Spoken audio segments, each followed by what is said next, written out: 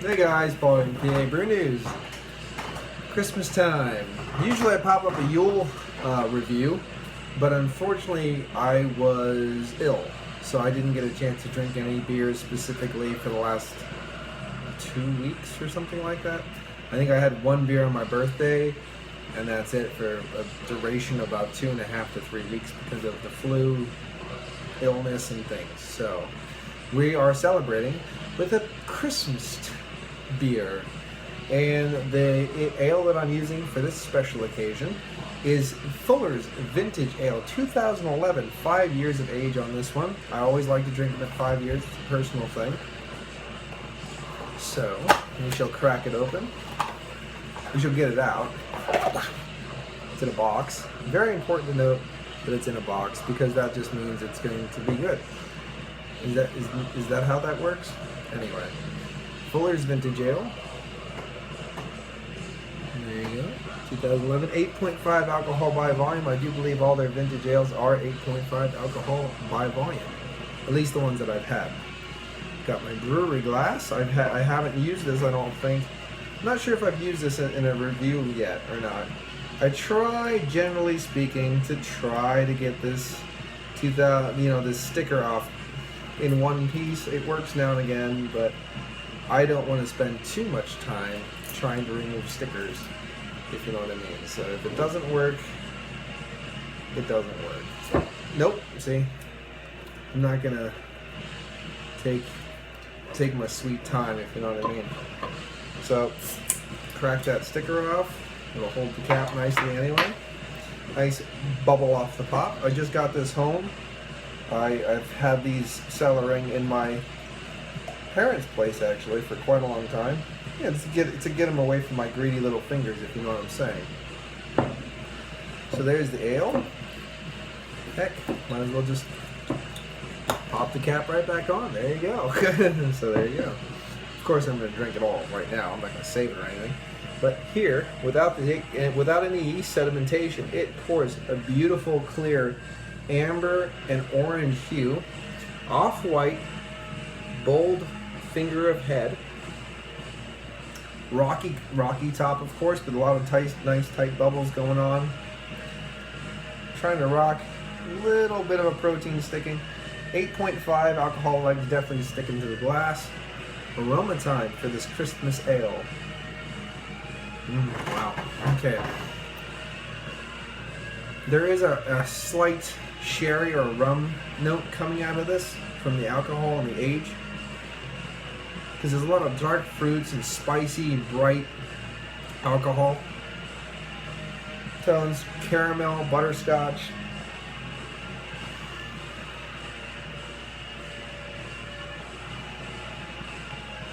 A lot of caramel, butterscotch, brown sugar, really sharp, as I said, that sharp, peppery fruit.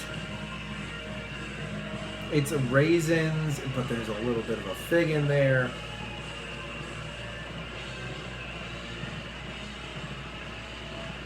Yeah, fig, but then you get kind of almost a floral honey note mixing into that sweetness, just bringing it up to another level.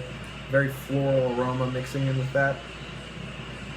So it almost reminds me of like a dry sherry almost hint, or almost a rummy kind of a hint kind of coming through. A lot of those sweet, sticky, fruity alcohol pop, bright and peppery, mixing with all those savory, rich, juicy notes. So into we go, into the depths of the unknown. Cheers.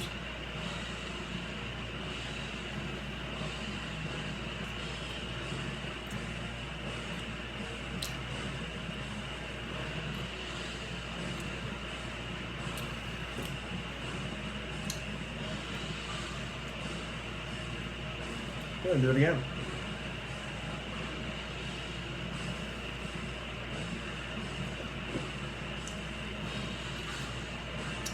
Yeah. Still, I am getting a bright, peppery alcohol tone to this beer that is bringing strange fruit with it. It is almost almost star anise kind of notes, almost like hints of black licorice almost, coming with that peppery alcohol tone, which is very interesting. It's very hint, but it definitely has that kind of licorice note in there. It's riding along with that alcohol tone, bringing raisins with it, bringing some of figginess to it. But it's riding along underneath that coat of brown sugar, caramel, molasses, toffee, those kind of tones.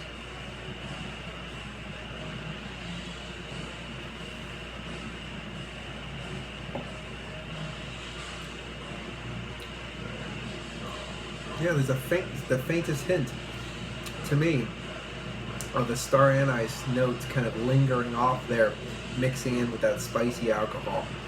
Really unknown, really didn't expect it, really pleasantly done. Really kind of happy to find it in there.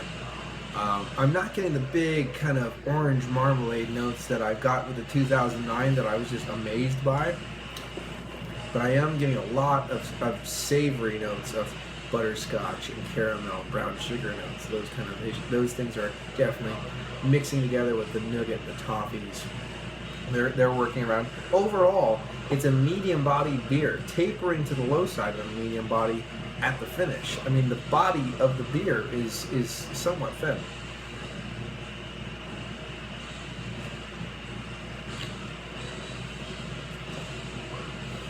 But as you breathe and move it around, it just generates all these different characters, which again, I'm never displeased with this ale. Even in its most subtle nuance, 2000 I believe is the one that I had that was very nuanced, very subtle. It was still a beautiful beer. I think I gave it on an 8.5, something like that. This one's definitely, it's a different culmination. And this thing is, they do change so much from year to year. Obviously, slightly different malts, slightly different hops, mixing it up, things like that. This one is, I will tell you now, 2011 vintage ale, 15th, brewed with some of the finest years malts and hops. The malt grist includes the proportion produced by the Warminster maltings from organic barley grown by Sir James Fuller on the Nelson Park estate. This will be married with choicest Goldings, organic First Gold, and award-winning Sauvignon hops to produce a beer with a firm malt base, absolutely. Marmalade notes, not too much. And a satisfying bitter finish. It definitely has a beautiful earthiness in the back. Individual packed and numbered, this bottle is one of only 150,000 in production. Although they're obliged to put the best by date of 2014 down, like a fine wine or whiskey, this mellow golden ale will improve with age for many, many years. Best results keep upright, store cool, dark room, or cellar.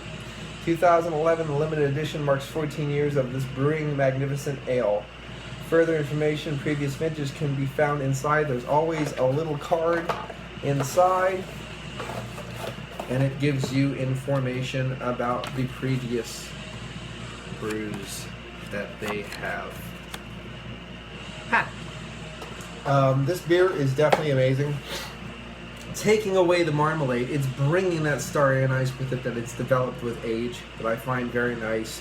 It has a lot of savory, sticky, sweet, juicy, lovely flavors to compensate for that star anise. The butterscotch and caramel, molasses, brown sugar, toffee, nougat, it's all there. The star anise is something that's mixing it up for me, and it's blending it into a different way. Now I'm going to actually spin this up just a touch, because I know we're kicking it up to the 10-minute mark. I'm going to pop the cap one more time, pour just a touch more in. Then I spun it just a hint, get a little bit of that haze going on, and one more.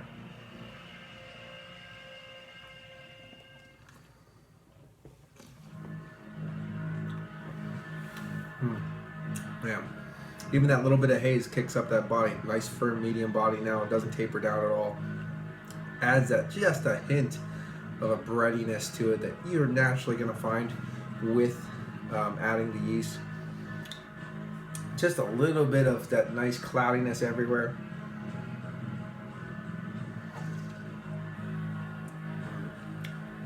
The beer hasn't changed. Still the same beautiful. Brown bread. A little bit of copper coin coming through at the end now, more so than it was before. But definitely brown bread notes mixing into that tail end. You're getting some of that bitterness from the brown bread. Then you're getting those earthy hops, copper coin hops a little bit. So adding the yeast, I noticed, did pull down some of that savoriness a little bit. Kicked up that hint of a bready note, a little bit more of that copper coin, and just overall brown bread tone. But still lots of juicy, savory flavors.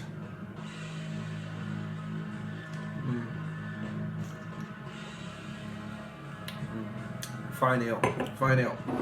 Not the best vintage I've had so far, but definitely one to look out for. This has been Paul from PABrewNews. I'm going to give this one a big old 9 out of 10. This is Fuller's 2011 Vintage Ale. You know I'm a Fuller's whore. I absolutely adore the brewery. I absolutely adore their stuff. And I'm glad to celebrate this Christmas with this ale. It's been Paul from PABrewNews. Cheers.